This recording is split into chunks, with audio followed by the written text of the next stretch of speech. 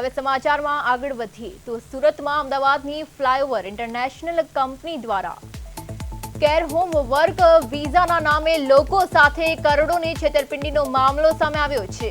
લંડનમાં નોકરી અપાવવાના નામે 18 થી 20 લાખ રૂપિયા વસૂલવામાં આવ્યા હોવાનું ફરિયાદમાં જણાવાયું છે। આ કેસમાં ભાવેશ રવાણી સહિત પરિવારના સભ્યો સામે કાપોદ્રા પોલીસ સ્ટેશનમાં ફરિયાદ નોંધાઈ છે, જ્યારે 7 લોકોના કુલ રૂપિયા 1.30 કરોડ ફસાયા હોવાનું સામે આવ્યું છે।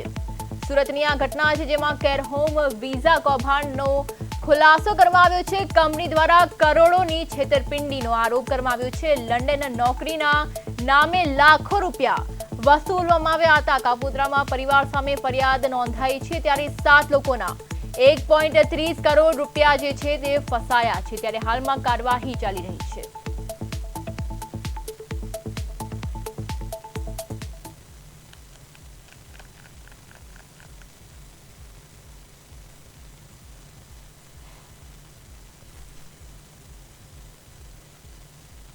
અને આ લોકો ફૂલ ફેમિલી મળીને ફ્રોડ કામ કરી રહ્યા છે। એમના મમ્મી પપ્પા અહીં અમદાવાદ ટીઆરબી મોલમાં બેસે છે, ફ્લાય ઓવર ઇન્ટરનેશનલ કરીને ઓફિસ છે, અને હર્ષ રવાણી લંડનની અંદર ફ્લાય ઓવર ઇન્ટરનેશનલ કરીને ત્યાં પણ બ્રાન્ચ ઓપન કરીને કામ કરે છે અને આવી છેતરપિંડીઓ કરે છે।